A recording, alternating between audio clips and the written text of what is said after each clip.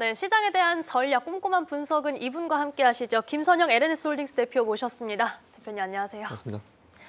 네, 저희가 맵을 봤더니 뭐 그린라이트 킨 섹터도 있긴 했지만 네. 오라클, 브로드컴 그리고 소프트웨어 관련주 완전히 빨갛게 좀 들어온 그런 시장이었습니다. 네. 우선 어떻게 보셨어요? 제가 보통 핀비즈맵 이거 볼 때 보는 방법을 알려드리거든요. 이 핀비즈맵 그대로 켜두시고요. 네. 오른쪽 위에서 왼쪽 밑으로 선을 그으세요.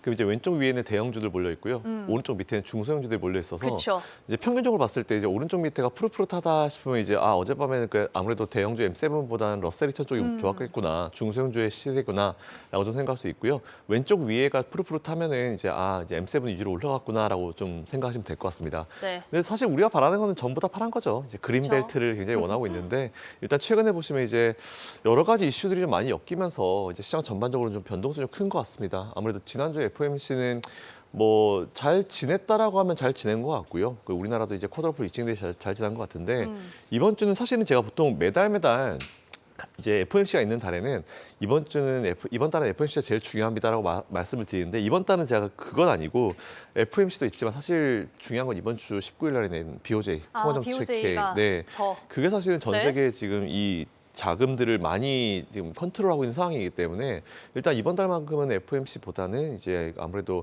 BOJ 통화정책 회의에서 이제 어떤 결과가 나오는지가 제일 중요할 것 같습니다. 아무래도 그것 때문에 간밤에 비트코인도 워낙 안 좋은 상황이 좀 벌어지고 있는 상황이고요.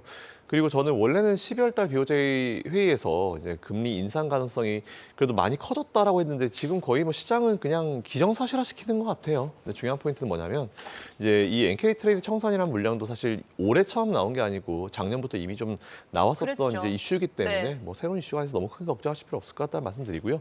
간밤에 미증시 포함해서 이제 이번 주는 계속 변동성이 좀 나오지 않을까. 그래 이번 주를 좀 잘 버텨야 다음 주에 있을 크리스마스를 우리가 좀 잘 맞이하지 않을까라는 생각하고 있습니다. 간밤에 저희가 연준 위원들의 발언도 좀 확인할 수 있는 부분들이 있었습니다. 우선 뭐 마이런 이사는 뭐 예상대로의 기조 보여줬죠. 현재 인플레는 과도하게 높게 측정되어 있다. 지금의 물가는 안정적이다. 이런 기조의 의견을 내놨고 우선 존 윌리엄스 뉴욕 연은 총재가 사실 12월 FOMC 이전에 분위기를 바꿔준 인물이었잖아요. 네. 그런데 지난번에 우리가 내린 결정은 지지한다. 하지만 다음은 뭐 말하기 어렵다. 이렇게 신중한 분위기 보여줬고 지금 수전 콜린스 보스턴 연은 총재는 SNS 이 링크드인에 나로서는 금리 인하 지지했던 거 좀 아슬아슬한 결정이었다 네. 이런 이야기들 나왔더라고요. 이런 부분들은 좀 어떻게 보셨을까요?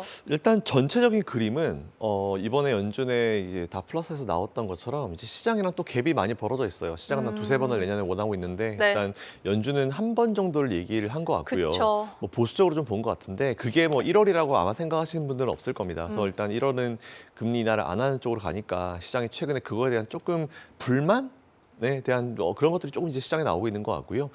이대로 아마 제가 봤을 때 파월 의장 임기 전에 한 번을 하고 정리를 할지 아니면 이대로 그냥 문을 닫아버릴지 일단 좀 지켜볼 필요가 좀 있을 것 같은데 네. 지금 뭐 존 윌리엄스 같은 경우는 이제 아시겠지만 이분은 바뀌지 않고 매년 투표권이 있는 분이잖아요. 뉴욕 연 총재이기 때문에. 네. 그래서 이제 아무래도 존 윌리엄스의 얘기가 아무래도 지금 연준 전체의 어떤 밸런스를 맞춰서 생각할 수 있는 얘기가 아닌가라고 판단되고 있고 마이런 이사 같은 경우는 원래 뭐 트럼프 대통령이 그냥 해라라고 넣으신 분이기 때문에 하던 대로. 그렇죠. 이제 한 두세 분 그런 분이 있죠. 이제 이런 분들의 멘트보다는 이제 오래 계셨던 분들의 어떤 중심적인 의견이 중요한 것 같고요. 일단 지금 이제 미증 씨가 좀 불확실성을 가지고 있는 이유 자체도 일단 연준이 원하는 것과 시장이 원하는 것의 어떤 갭을 중간에 어떤 이 갭을 맞춰가는 과정인 것 같아요. 뭐 시장은 항상 이제 금리 인하를 크게 하기를 바라죠. 그리고 이제 그쵸. 연준은 그렇다 하더라도 일단 보수적으로 보자라는 건데. 아마 연준 의장이 새로 바뀔 때까지는 이제 뭔가 그 색깔을 드러내지는 않을 것 같아요. 근데 이제 뭐 연준 의장이 바뀌었다 하더라도 그 사람 연준 의장 혼자서 결정할 수 있는 부분은 아니기 때문에 일단은 그때그때 있는 것들을 좀 지켜보면서 이제 좀 판단하실 필요가 있을 것 같고요.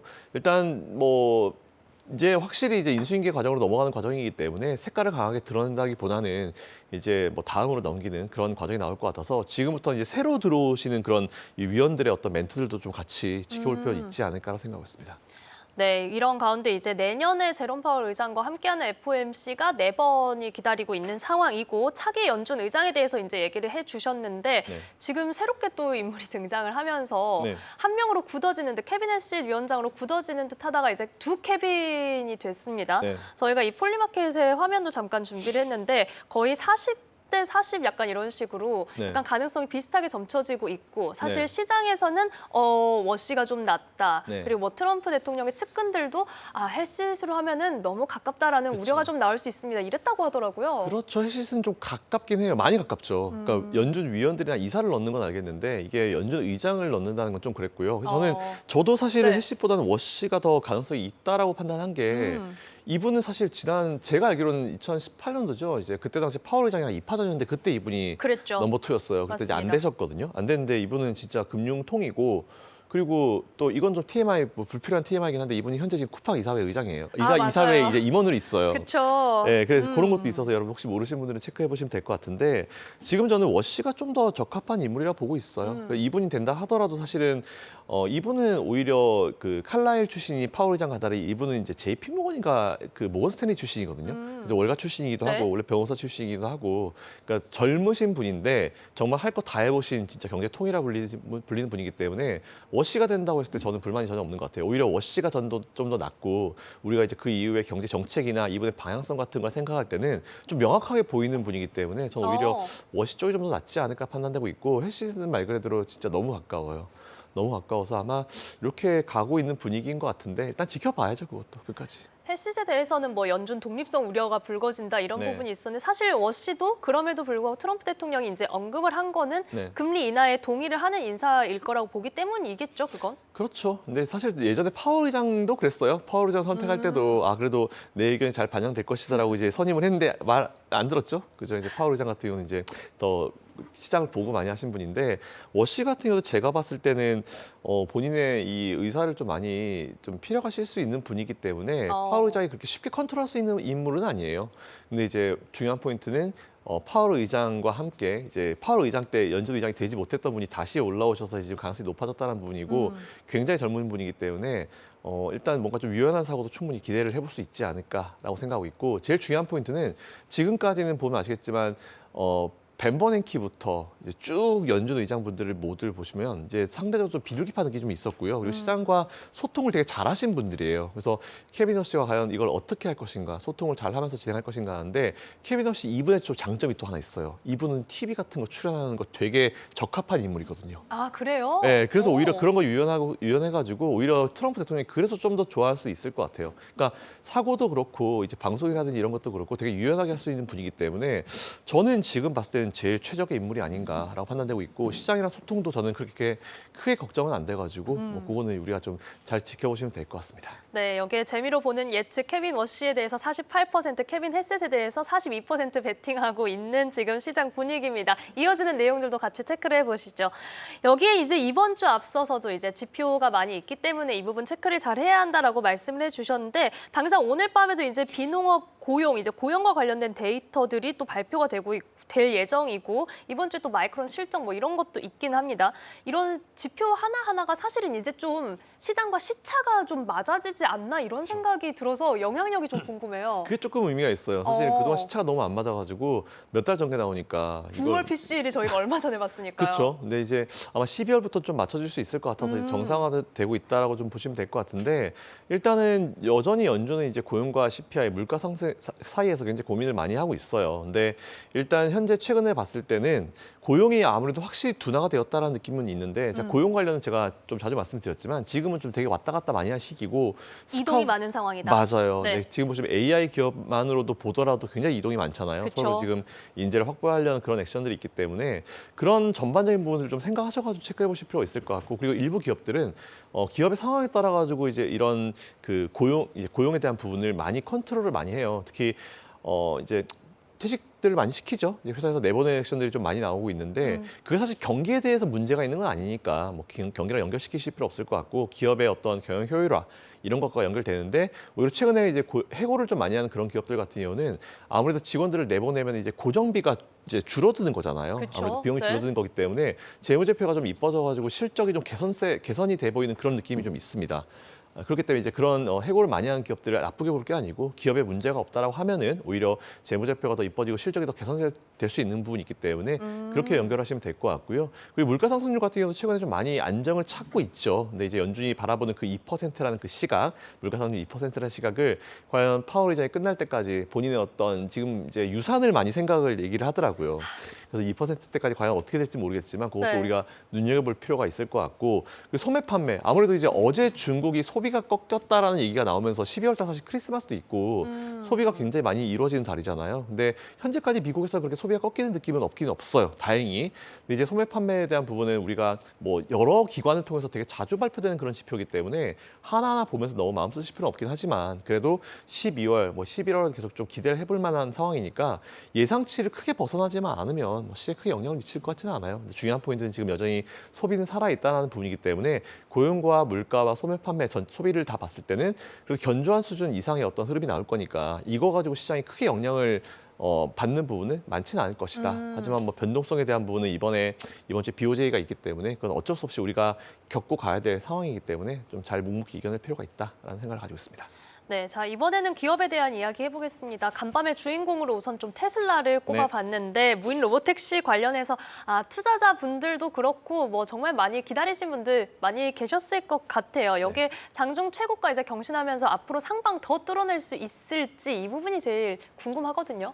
테슬라는 뭐 제가 계속 말씀드렸지만 눌림을 이용해서 매수 가능하다라는 말씀을 많이 드렸어요. 그러니까 지금 보면은 뭐 테슬라 그리고 내년에 또 스페이스X 상장에 대한 기대감이 있잖아요. 근데 물론 두 기업이 지분으로는 전혀 관련이 없습니다. 하지만 이제 일론 머스크의 그 전기 책을 보신 분은 아실 거예요. 일론 머스크가 꿈꾸는 세상은 앞으로 가고자 하는 그 목표는 테슬라와 이 스페이스X 모든 기업들을 같이 아울러서 우리 생활에 들어오는 거기 때문에 기대감 반영될 수 있을 것 같아요. 그리고 이제 로보택시에 대한 기대감은 우리가 계속 가질 수밖에 없었던 거잖아요. 뭐 굳이 뭐 우리가 말할 필요가 없을 정도로 지금 이제 뭔가 앞으로 기대가 되는 그런 쪽이 이제 하나의 매출 구조였기 때문에 한번 지켜보시면 될 것 같은데 물론 로보택시도 중간중간에 이슈는 많을 거예요. 뭐 우리 테슬라를 예를 들어 보면 리콜 사태 같은 것들 문제가 좀 있어가지고 다시 리프레시를 한다든지 고치는 이런 과정들이 분명히 있을 거기 때문에 그런 거 나올 때마다 좀 눌림은 있거나 부침은 있을 수 있지만 테슬라는 저는 이제 방향성은 이제 다시 잡는 시점이 되지 않았나라고 판단하고 있어서 그냥 그대로 투자는 이어가시면 좋을 것 같다는 생각을 가지고 있습니다. 네, 다시 한번 위를 바라보는 테슬라입니다. 여기에 오늘 채팅창에서도 얘기를 해주셨는데 국내에서 퓨런티어가 테슬라 자율주행 이슈로 엄청 급등하네요. 이렇게 얘기를 해주고도 계세요.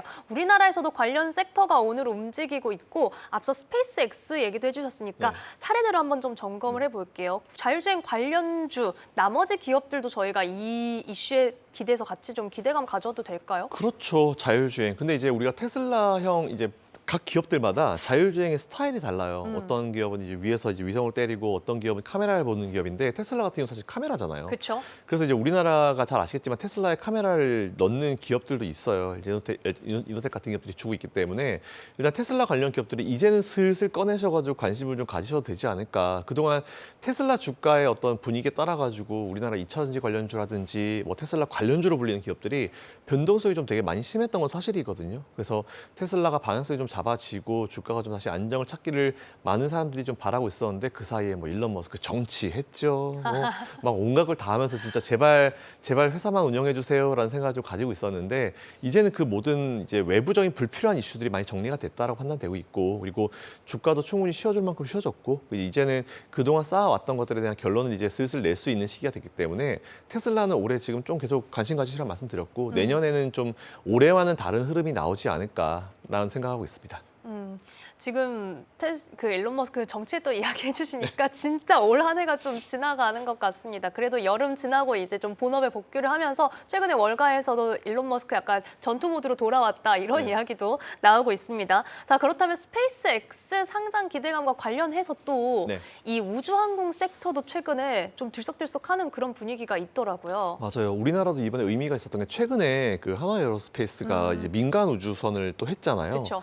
이런 시도 필요해요. 확실히 미국 같은 경우도 나사가 원래 메인으로 잡을 때보다 스페이스X가 잡고 나서 정말 빨리 이 기술들이 발전하는 모습이 좀 보였거든요. 민간 주도로. 맞아요. 그래서 민간 주도가 우리나라에서 시작되고 있다는 것도 좀 의미가 있는 것 같아서 일단 보면은 이 항공우주 관련 기업들이 이제 방산이라든지 이쪽과 같이 연결돼 있는 기업들이 꽤나 많아요.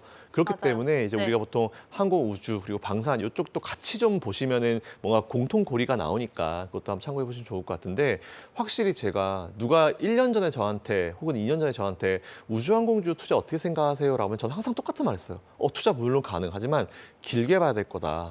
길게 봐야 될 거다라는 말씀을 드렸는데 제가 그때 말했었던 그 뉘앙스보다는 기간이 좀 짧아진 것 같긴 해요. 확실히 내년에는 이제 뭔가 이쪽으로 이제 많이 분위기가 달라질 수 있을 거라 보고 있고 결국 스페이스X 상장 자체가 이제 그 이후에 미국의 많은 어떤 민간 우주 항공 기업들 그리고 우리나라 기업들도 뭔가 모멘텀을 받을 수 있는 시기가 됐다고 판단되기 때문에 이제 관심을 좀 가지시고 포트의 한 켠에는 좀 담아두실 필요가 있지 않을까. 내년의 포트를 지금 생각하시는 분들은 좀 내년을 위해서 담아두시면 꽤나 내년에 괜찮은 수익률이 아마 계좌에 찍히지 않을까라는 생각을 좀 가지고 있습니다.